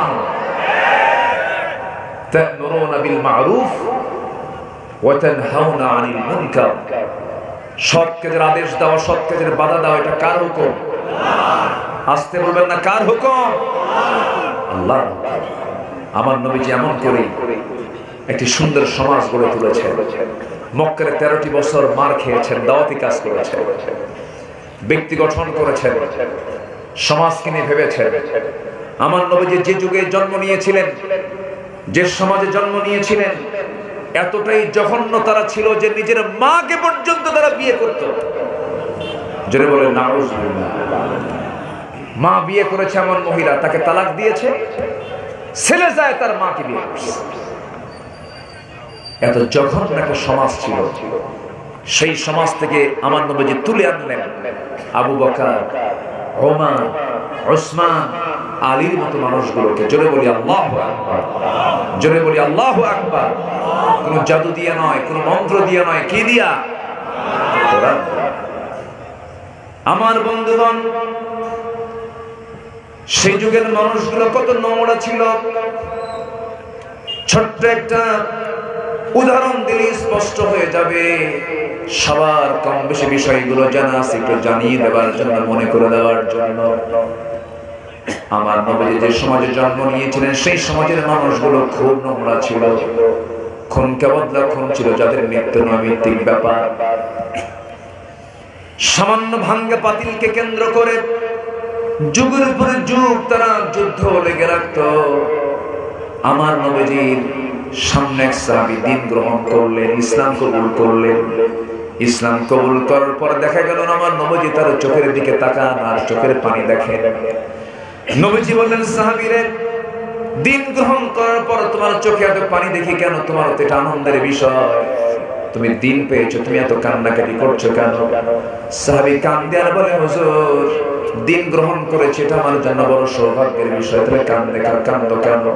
হুজুর, আমার কান্না করার একটা অন্যতম কারণ হলো ইসলাম পূর্ব যুগে একটা অপরাধের কথা আমার বারবার মনে হচ্ছে। কি অপরাধ করেছে তুমি বলো? সাহাবী আমার নবীর সামনে হাঁটু দুইটা গেড়ে দিয়ে আস্তে আস্তে করে কেঁদে কেঁদে বলছে, হুজুর, আমি আমার জীবনের সবচেয়ে বড় একটা অপরাধ করে ফেলেছি, কিন্তু আগে তা মনে হয় না। ইসলাম গ্রহণের পর মনে হচ্ছে। কি করেছো?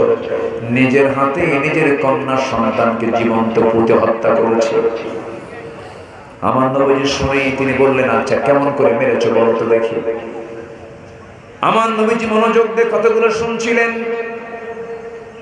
সাহাবী বললেন, ইয়া রাসূলুল্লাহ, কি আমার মনে হয় এই গুনাহটা মাফ হবে না? রাসূল বলেন, বলো কিভাবে, কি করেছো বলো তো। হুজুর, আমার স্ত্রীর গর্ভে সন্তান চলে এলো, 6 মাস বয়স, সন্তান পেটে। বললাম, মার বাড়ি চলে যাও, সন্তান যদি ছেলে হয় নিয়ে আসবে, মেয়ে সন্তান হলে পরে জানানোর দরকার নেই, জীবন্ত পুঁতে হত্যা করবে। সন্তানটা মেয়ে হলো, কিন্তু আমার বউটা আমাকে বললো না, আমাকে আড়াল করে ওই সন্তানকে ধীরে ধীরে বড় করে পাশের বাড়িতে রেখে 6 বছর বয়স যখন হয়ে গেল, আমি একদিনও তাকে দেখি নাই। হঠাৎ করে আমার সামনে দিন ধরা পড়ে গেল। হাতটা চট করে ধরলাম। আমার মতো চেহারা, আমার মতো গায়ের চামড়া, আমার মতোই চোখ, নাক, কান, কপাল। সন্দেহ লাগলো। স্ত্রীর সামনে দাঁড় করালাম। স্ত্রীকে লক্ষ্য করে বললাম, স্ত্রী আমার, সত্যি করে বলো তো সন্তানটা কার? স্ত্রী চোখের পানি ফেলতে ফেলতে বলছে, স্বামী আমার, তথ্য কতক্ষণ গোপন করবো? এটা তো আমাদের ঔরসে থাকা সন্তান। আমি খেপে গেলাম, রেগে গেলাম হুজুর, কিন্তু বুঝতে দিলাম না। নতুন করে অভিনয় করে মেয়েটাকে কোলের মধ্যে নিয়ে আদর করলাম, চুমু দিলাম। মেয়েটা দারুণ খুশি হয়ে তার মাকে বলছে, মা, আমার এই আদরের আব্বুকে তুমি কেন আগে পরিচয় করে দাও না? আমার আব্বু তো খুব ভালো। কিন্তু মেয়ে তো জানে না আমি কত বড় পাষাণ হৃদয়ের বাপ। মেয়েটাকে বললাম, মা, তোমাকে আগামীকালকে তোমার নানির বাড়ি নিয়ে যাব, সুন্দর করে সাজগোজ করে নিও। সুন্দর কাপড় পরায়া দিলাম, সাজগোজ করে নিয়ে নানির বাড়ির কথা বলে রওনা দিলাম। নানির বাড়ির দিকে রওনা না দিয়ে আমি জঙ্গলের দিকে রওনা করলাম। মেয়েটার মুখ ছোট হয়ে গেল, চোখ ছোট হয়ে গেল, ভীত ভীত চেহারা নিয়ে। সন্তানটা বলছে, বাবা, নানির বাড়ির দিকে না গিয়ে তুমি এই দিকে যাও কেন? কিচ্ছু বললাম না। জঙ্গলটা পার হলাম, হাতে কোদাল নিলাম, গর্ত খনন শুরু করলাম। গর্ত যখন খনন শুরু করেছি, বারবার মেয়ে বলে, বাবা, নানির বাড়ি যাবে কখন? কোদাল মারতে মারতে হঠাৎ করে মাটিগুলো ছিটকে এসে আমার দাড়ির মধ্যে ঢুকে যায়, আর আমার মেয়েটা আলতো করে তার নখ দিয়ে আমার দাড়ির সেই মাটিগুলো সরায় সরায় দেয়, আর বলে, বাবা, নানির বাড়ি কি যাবা না? এরপরে আমার মেয়ে হুজুর আমি কোদাল মারতেছি, খনন করছি, আমার ঘামগুলো শরীর থেকে ঝরতেছে, আর গামছাগুলো দিয়ে দিয়ে আমার সেই ঘামগুলো মুছে মুছে দিচ্ছে, আর বলতেছে বাবা বলো তো তুমি নানির বাড়ি কখন যাবা? কিচ্ছু বললাম না। গর্ত খনন যখন শেষ হয়ে গেল, মেয়েটাকে আস্তে করে ডাক দিয়ে বললাম মা দেখো তো গর্ত খনন কেমন হয়েছে, দেখো তো মা। আমার মেয়েটার মুস্কি হাসি হুজুর আর বলতে পারি না। আমার মেয়েটাকে যখন বললাম মা দেখো তো গর্ত খনন কেমন হয়েছে, মেয়েটা আস্তে করে উকি মেরে যখন গর্তের দিকে তাকায় তাকায় দেখলো আমি হঠাৎ করে পিছন দিকে চলে আসলাম। পিছন দিকে এসে চক্ষু বন্ধ করে পাষাণ হৃদয়ে চুল পরিমাণ ভালোবাসার দাগ কাটনা এক জোরে ধাক্কা মারলাম। এক ধাক্কায় গর্তের মধ্যে উপর হয়ে পড়ে গেল। আবার চিত হয়ে দুটো হাত এক জায়গায় করে বলছে বাবা বুঝতে পেরেছি আমার কোন জায়গায় দোষ হয়েছে। আমার মা আমাকে যা বলেছেন আজকে তাই সত্য হলো। বাবা তুমি আজকে আমাকে মেরে ফেলার জন্য কিনে নিয়ে এসেছো। বাবা তোমার কাছে সারা জীবনের জন্য একটাবার প্রার্থনা করব বাবা, আজকে তুমি আমাকে প্রাণে যদি বাঁচায় দাও, আমি তোমার চেহারা তোমার সামনে আমি কখনো দেখাবো না বাবা, আমার ছেড়ে দাও। হুজুর চুল পরিমাণ আমার হৃদয়ে কাটলো না, কোনো মায়া কাটলো না, মায়া দয়া আসলো না। শিরকিয়াতের কারণে, জাহালাতের কারণে ওই সন্তানকে ওই অবস্থায় দেখার পরেও হাতের মধ্যে পাথর নিলাম, সেই পাথরটা দিয়ে তার কলিজা বরাবর মেরে দিলাম, ফিনকি দিয়ে রক্ত বের হয়ে গেল। নিজের হাতে মাটি চাপা দিয়ে, পাথর চাপা দিয়ে, বালু চাপা দিয়ে জনমের মতো সন্তানকে আমি দুনিয়া থেকে বিদায় করে দিলাম। হুজুর কোনদিন এতবার মনে হয় না এই সন্তানটার কথা। যেদিন আমি দিন গ্রহণ করেছি তার পরের দিন থেকে রাতের বেলা আমি আর ঘুমাতে পারি না। বারবার সন্তানের কথা মনে হয়, আর মনে হয় এত বড় গুনাহ বুঝি আল্লাহ আমার মাফ করবেন না। রাসূল কাদা কাদা কণ্ঠে বলছেন সাহাবীরে, এই যে তুমি এত বড় গুনাহ তুমি মনে করছো, দিন গ্রহণ করার কারণে আল্লাহ রাব্বুল আলামিন এই গুনাহ তোমার জীবন থেকে ঝেড়ে দিয়েছেন। জোরে কোন সুবহানাল্লাহ। আমার ভাইরা, সেই বর্বর অসভ্য সমাজে রাসূল জন্ম নিয়ে কি মাস্টার প্ল্যানে তিনি আগালেন, এত সুন্দর সমাজ গড়লেন। সেই সমাজ গড়ার জন্য সবচেয়ে বড় মাধ্যম যেটা নিয়েছেন তিনি, কোনো কিছুই নয়, সেটার নাম হলো কি বলে, সেই কোরআন এখনো আছে না নাই? আসতে বলবেন না আছে না নাই? আছে। আমরা কোরআন দিয়ে সমাজ গড়ব, পরিবার গড়ব, রাষ্ট্র গড়ব। জোরে বলি ইনশাআল্লাহ। আমার বিশ্বাস টুডে এন্ড টুমরো বাংলার জমিনে কোরআনের রাজ কায়েম হবে ইনশাআল্লাহ। জোরে বলি ইনশাআল্লাহ। শহীদের রক্ত ঝরেছে, রক্ত বৃথা যেতে পারে না। যেই জমিনে হাসতে হাসতে ফাঁসির মঞ্চে যেতে পারে দিন কায়েমের জন্য, সেই জমিনে আল্লাহর দিন কায়েমের জন্য আমার আপনার যদি জানমাল দিতে হয়, রাজি আছেন? রাজি আছেন কারা কারা? হাত উঁচু করে দেখান মুসলমান।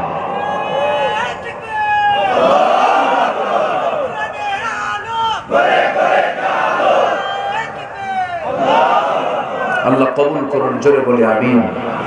আরো জোরে আমিন, আরো জোরে আমিন। সফলতার জন্য 10টি কাজ। কয়টা কাজ বলেন তো? নাম্বার 1 মজবুত ঈমান আনা। নাম্বার 2 তাসকিয়াতুন নফস, নফসের শুদ্ধতা নিয়ে চলে আসা। নাম্বার 3 হলো সত্যবাদী হওয়া। বলেন কি? সত্যবাদী হওয়া। আমার দেশে সত্য কথা বেশি চলে না মিথ্যা কথা বেশি চলে? সত্য না মিথ্যা? মিথ্যা কথা সবচেয়ে বেশি বলে কারা বলেন তো? জি, একজন কোচের নেতা। কথাটা অমূলক না, এটাই তো ঠিক। আমার দেশের নেতারা যদি শুধু সত্য কথা বলতো, জাতীয় সত্য কথা শিখত। ঠিক কিনা? আল্লাহ তাআলা বলছেন সত্য কথা বলো, আমি তোমাকে মহা সফলতা দিয়ে দেব। জোরে বলি আল্লাহু আকবার। ইত্তাকুল্লাহ ওয়া কুলু কাওলান সাদীদা। আমার বন্ধুগণ, নাম্বার 4 হলো তাকওয়া অর্জন করা, আল্লাহকে ভয় করে চলা, আল্লাহর সামনে জবাব দিতে হবে এমন করে চলা। নাম্বার 5 হলো ধৈর্যশীলতার পরিচয় দেওয়া। ধৈর্যশীল হওয়া, ধৈর্যশীলতা এমন একটা গুণের নাম যে ধৈর্যশীলতা বান্দাকে জান্নাতের দরজায় নিয়ে যাবে। জোরে বলেন সুবহানাল্লাহ। আল্লাহ তাআলা প্রত্যেক পয়গম্বরের ভিতরে বিশাল ধৈর্য দিয়েছেন, বিশাল ধৈর্য দিয়েছিলেন। আদম আলাইহিস সালাতু ওয়াস সালাম থেকে শুরু করে আমার নবী পর্যন্ত প্রত্যেক নবীর মধ্যে ধৈর্য দিয়েছেন তিনি আমাকে। আসতে বলবেন তিনি আমাকে। ধৈর্যশীল হলে ইমানদারের সবচেয়ে বড় একটা গুণ, সফল হতে হলে ধৈর্যশীল হতে হবে। আল্লাহ রাব্বুল আলামিন বান্দাকে সুন্দর করে বুঝায় দিচ্ছেন। নাম্বার 6 হলো যারা আল্লাহ এবং রাসূলের জানানুগত্য করবে তারাও সফল হবে। ওয়া মান ইউতি'ইল্লাহা ওয়া রাসূলাহু ফাকাদ ফাযা ফাওজান আযীমা।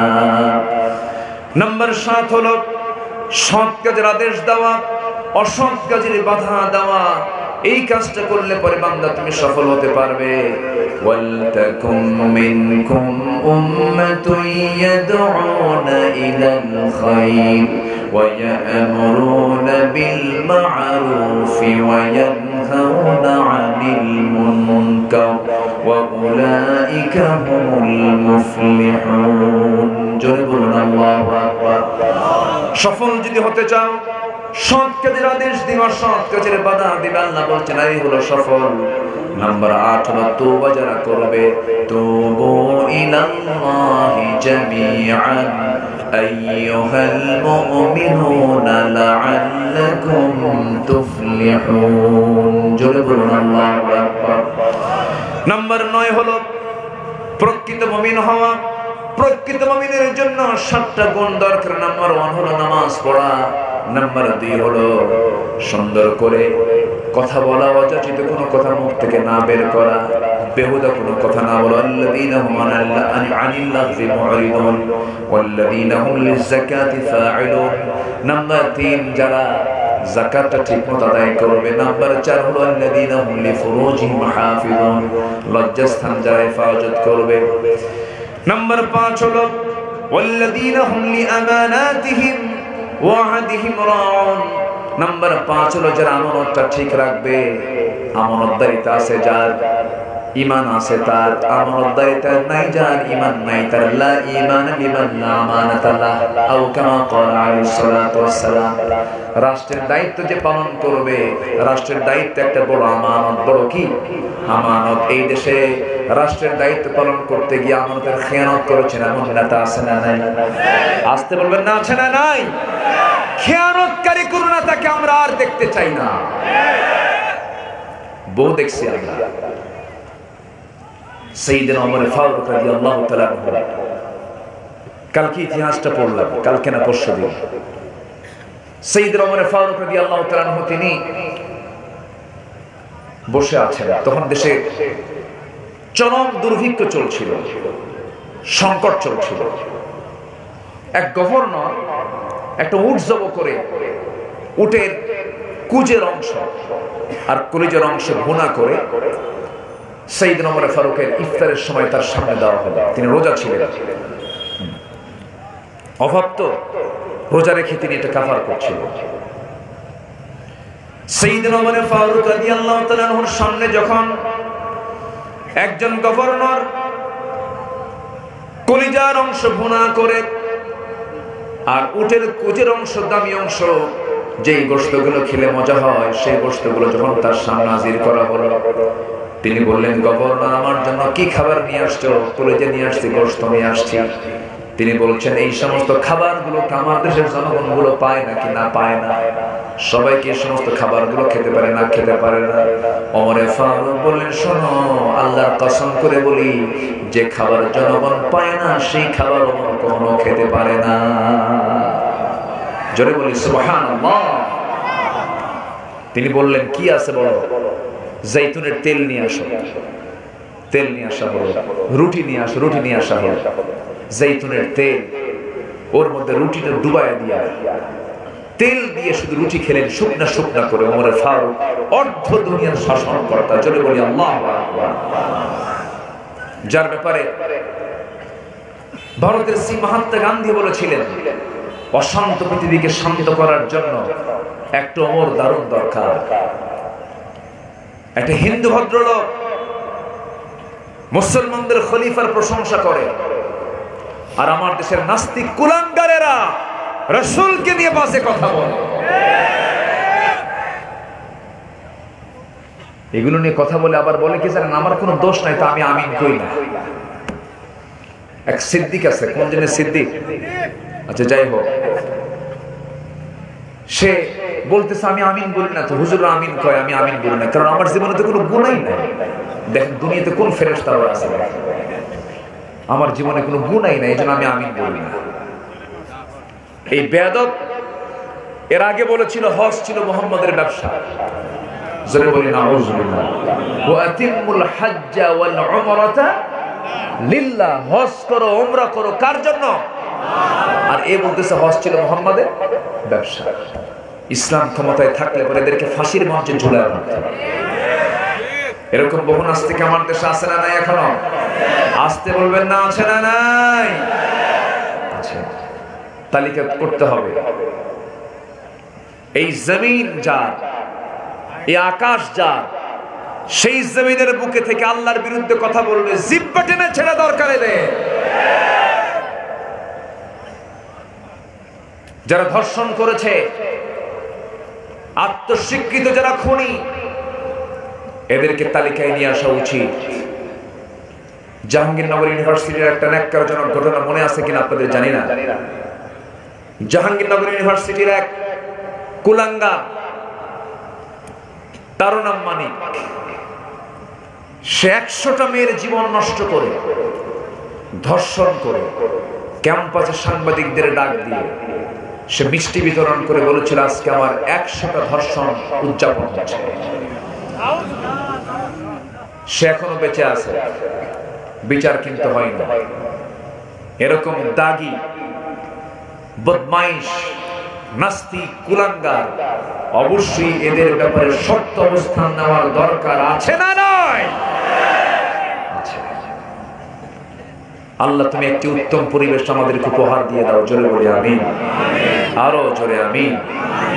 সবাই ফজর পড়ব তো নাকি? কারা কারা ফজর পড়বেন একটু হাত তুলে দেখাবে। জোরে বলি ইয়া আল্লাহ, আরো জোরে ইয়া আল্লাহ। আমাদেরকে ফজর, যোহর, আসর, মাগরিব, ইশা 5 ওয়াক্ত সালাত আদায় করার তৌফিক তুমি আল্লাহ দিয়ে দাও। জোরে বলি আমিন, আরো জোরে আমিন, আরো জোরে আমিন। এই মাহফিল 17 বছর বয়স, আল্লাহ কবুল করুন। জোরে বলি আমিন। আগামীকাল শেষ রজনী আমার স্নেহধন্য, আমার অনুজ মাওলানা সাদিকুর রহমান আজহারি হাফিজাহুল্লাহ, তিনি আসবেন আগামীকাল। সবাই আসবেন না? আজকে সকালে আমার শামীম বিন সাইদ, আমার শ্রদ্ধাভাজন, তার সঙ্গে কথা হয়েছে, তিনিও কালকে আসবেন। সবাই আসবেন না ইনশাআল্লাহ? সবাই আসবেন তো? জি, আল্লাহ তুমি সবাইকে আসার তৌফিক দিয়ে দাও। জোরে বলি আল্লাহুম্মা আমিন। একজন ভাইয়ের ইন্তেকাল হয়েছে না, কি নাম জানো তার? আমিরুজ্জামান অলি ভাই। জি, এই মাহফিলের একজন সদস্য, এই পরিষদের একজন সদস্য। আল্লাহ তুমি তার কবরটাকে জান্নাতের নূর দিয়ে মুনাফার করে দাও। আমি কথা আর বাড়াবো না। আগামীকাল শেষ রজনী, আগে ভাগে চলে আসবেন সবাই। যতটুকু আজকে হয়েছে বলে ফেলি আলহামদুলিল্লাহ। জোরে বলি আলহামদুলিল্লাহ। সবাই নামাজের মতো করে বসে। হ্যাঁ, ও আগামীকালকে মহিলা সমাবেশ আছে। মেয়েদেরকে দিন জানার, দিন বোঝার কি দরকার আছে না? আচ্ছা, আগামীকালকে সেই মহিলা সমাবেশ হবে। আব্দুল্লাহ আমিন সেই সমাবেশে কথা বলবে, চিনেন তো নাকি? আচ্ছা, আপনার মেয়ে, আপনার মা, আপনার স্ত্রী, আপনার পরিবারকে পাঠিয়ে দিবেন। পর্দার নিয়ম রক্ষা করে আগামীকালকে তাদের উদ্দেশ্যে কিছু কথা বলবো, জোরে বলি ইনশাআল্লাহ। এই আশাবাদ কামনা করছি। আমরা এখন আর কথা না বাড়িয়ে যতটুকু হয়েছে আমরা এখন দোয়ার দিকে যাব। যতটুকু শুনেছি আমরা আমল করবো তো নাকি ইনশাআল্লাহ? যুবকদেরকে কিছু দায়িত্ব দিয়েছি, মনে আছে?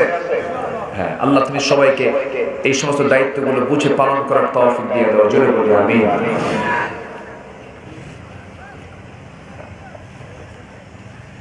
সবাই বলে সুবহানাকা আল্লাহুম্মা ওয়া বিহামদিকা আশহাদু আল্লা ইলাহা ইল্লা আনতা আস্তাগফিরুকা ওয়া আতুবু ইলাইকা। চিৎকার মেরে বলি ইয়া আল্লাহ, আমার জীবনে সগীরা কবীরা, সগীরা কবীরা, ছোট বড় সব গুনাহ তুমি আল্লাহ মাফ করে দাও। জোরে বলুন ইয়া রাব্বাল আলামিন, ইয়া রাব্বাল আলামিন। জি, আমি সবার কাছে দোয়া চাই, সবাইকে আমার জন্য দোয়া করবেন, আমি আপনার জন্য দোয়া করি। আল্লাহ যেন আমাদের এই সম্পর্ক হাসর পর্যন্ত গড়িয়ে দেন, জোরে বলি আল্লাহুম্মা আমিন। জি, আসুন দোয়া, আপনি দোয়া করে দেন, আপনি করেন শেখ দোয়া। জি, আমাদের চেয়ারম্যান মহোদয় দাঁড়িয়ে রাখলে ভালো হয়। কি করেন আপনারা বলেন তো? হ্যাঁ, আগামী বছর আমরা তাকে এই মাহফিলের এই মঞ্চে আমরা তাকে দাড়িওয়ালা দেব, জোরে বলি ইনশাআল্লাহ। আল্লাহ কবুল করুন। বিপদে ফেলে দিলাম না তো? এটাই নিরাপদ, এটাই সেফটি। জি, আল্লাহ কবুল করুন। এত জোরে বললেন, আপনাদের তো অনেকের দাড়ি নেই, আপনাদের দরকার নেই দাড়ি রাখা। জি, এটা শিয়ার দ্বীন, দ্বীনের একটা নিদর্শন, ইসলামের একটা নিদর্শন। বাহ্যিক আমার নবীজি দাড়িওয়ালা ছিলেন, আমরাও দাড়িওয়ালা হব, জোরে বলি ইনশাআল্লাহ। اللهم آمين. ربنا ظلمنا أنفسنا وإن لم تغفر لنا وترحمنا لنكونن من الخاسرين. ربنا لا تزغ قلوبنا بعد إذ هديتنا وهب لنا من لدنك رحمة إنك أنت الوهاب. আল্লাহ তাআলা হাজারো মুসলমান নরনারী নিয়ে তোমার কালামে দু তিনটা আয়াতকে সামনে রেখে সফল হওয়ার জন্য কি কি গুণাবলী দরকার তোমার শেখানো পদ্ধতিগুলো আলোচনা করার চেষ্টা করেছি। শেষান্তে সে তোমার শাহী দরবারে কাঙ্গাল ফিকারির মতো দুটো হাত পেতেছি। আল্লাহ, গুনার দিকে নজর দিও না, বান্দা মনে করে তামাম জিন্দেগীর সমস্ত গুনাহগুলোকে মাফ করে দাও। জনম দুঃখিনী মা যার বিদায় নিয়েছেন, জিন্দেগীর গুনাহগুলো মাফ করো, কবরগুলোকে জান্নাতের টুকরা বানায়া দাও। আব্বা আম্মার জন্য কি দোয়া তাও তুমি আল্লাহ শিখিয়ে দিয়েছো। আওয়াজ দিয়ে হাতটা একটু উঁচু করে চোখটা বন্ধ করে আব্বা আম্মার শেখানো সে আল্লাহর দোয়াটা আমরা জোরে সোরে বলি, রব্বিরহামহুমা কামা রব্বায়ানি সগীরা। সবাই বলুন রব্বিরহামহুমা কামা রব্বায়ানি সগীরা। অনেক ভাই আছে নিজের মাকে নিজের হাতে দাফন করেছে, নিজের হাতে নিজের বাপকে দাফন করেছে, নিজের মার লাশ নিজের পিঠে বহন করে কবর পর্যন্ত নিয়ে চলে গেছে। আল্লাহ তোমার কাছে ফরিয়াদ করি, সে আব্বা আম্মা যারা চলে গেল রে, জিন্দেগীর গুনাহগুলো মাফ করো, কবরগুলোকে জান্নাতের বাগিচা বানায়া দাও। আব্বা আম্মার জন্য আরেকটা দোয়া করে, যাদের আব্বা আম্মা বেঁচে আছেন তাদের প্রতি খাস রহমত নাযিল করো, তাদেরকে খেদমত করার তৌফিক তুমি আমাদের সবাইকে দিয়ে দাও।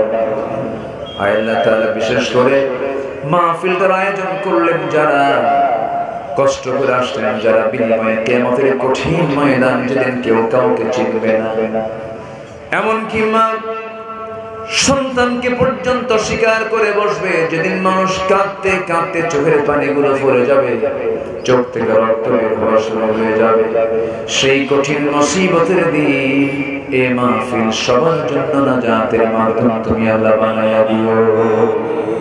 আল্লাহ তাআলা এই মাহফিলে শুরু থেকে আজ পর্যন্ত যারা সদস্য ছিলেন, হয়তো অনেকেই দুনিয়া থেকে বিদায় নিয়েছেন, কবরের সমস্ত আযাবকে মাফ করে দাও, কবরগুলোকে জান্নাতের বাগিচা বানায়া দাও। আশপাশে কত মাইয়াত শুয়ে আছেন, সকল কবরবাসীর জন্য দোয়া করি, যারা দুনিয়া থেকে ঈমানি হালাতে বিদায় নিয়েছেন, কবরগুলোকে জান্নাতের টুকরা বানায়া দাও। আমার ডানে বামে সামনে পেছনে আড়ালে যত ভাই বোন মা বোন হাত তুলেছেন, যার যা চাওয়া তুমি আল্লাহ পাওয়া করে দিও। আল্লাহ তাআলা হেলাল ভাইকে কবুল করে নাও। এরপরে আমার প্রিয় ভাই, অনেকের নাম আমার জানা নাই, আল্লাহ তাআলা মাহফিলটার সঙ্গে সম্পৃক্ত যত ভাই আছেন, যাদের অবদান মেহেরবানি করে সবার সকল শ্রমকে তুমি আল্লাহ দয়া করে কবুল আর মঞ্জুর করে নাও। আল্লাহ তাআলা সাজ্জাদ ভাইকে কবুল করো, বকুল ভাইকে কবুল করে নাও, মোবিল ভাইকে কবুল করে নাও। সবার নাম তোমার জানা নাই আল্লাহ, মেহেরবানি করে তুমি অন্তরের খবর রাখো আল্লাহ। এখানে কত লোক হাত তুলেছেন, সবার নাম তোমার জানা নাই, মেহেরবানি করে তোমার কাছে ফরিয়াদ করে তোমার পছন্দের বান্দার কাতারে সবাইকে তুমি আল্লাহ শামিল করে নাও। আল্লাহ তাআলা এই দুনিয়াতে আসার তো সিরিয়াল ছিল, যাওয়ার তো কোনো সিরিয়াল নাই, কোন দিন দুনিয়া থেকে বিদায় হব জানি না, মরতে যখন হবে তুমি আল্লাহ শহীদ মওত কপালে জুটাইয়া দিও। এই জমিনে তোমার দিন কায়েমের সংগ্রাম করতে গিয়ে রক্ত ঝরাইছে যারা, অঙ্গহানি হয়েছে যারা, আল্লাহ তাআলা ফাঁসির মঞ্চে চলেছে, তোমার কাছে ফরিয়াদ করি তাদের শাহাদাতকে কবুল করো, তাদের শাহাদাতকে তুমি আল্লাহ দয়া করে কবুল আর মঞ্জুর করে নাও। আল্লাহ তাআলা কোন দিন দুনিয়া থেকে বিদায় নেব জানি না, মালাকুল মউত কোন দিন আসবে জানি না, তবে যেদিন মরে যাব রে, টান মেরে ঘর থেকে বের করে দেবে, জীবনের শেষ গোসলটা হয়ে যাবে, মরামক সব দেখে দেখে চলে যাবে, আমাকে টেনে হেঁটে কবরের দিকে নিয়ে চলে যাবে। কবরের সময় দেবে রে, 24 ঘন্টা যাবে না, মাথার চুলগুলো খসে খসে পড়বে, 3 দিন যাবে না, চামড়াগুলো গলে গলে পোকার পেটের খাবার হবে, মাত্র 7টা দিন পেটের নাড়িগুলি সব চোখ মুখ আর নাক বের হওয়া শুরু হয়ে যাবে, মাত্র 3টা মাসের ব্যবধান। কবর খনন করে যদি দেখা হয় কয়েকটা হাত ছাড়া কিচ্ছু খুঁজে পাওয়া যাবে না। সেই অন্তিম সময় যখন চলে আসবে, জবানে জারি করে দিও লা ইলাহা ইল্লাল্লাহ মুহাম্মাদুর রাসূলুল্লাহ। আসসালামু আলাইকুম ওয়া রাহমাতুল্লাহি ওয়া বারাকাতুহু।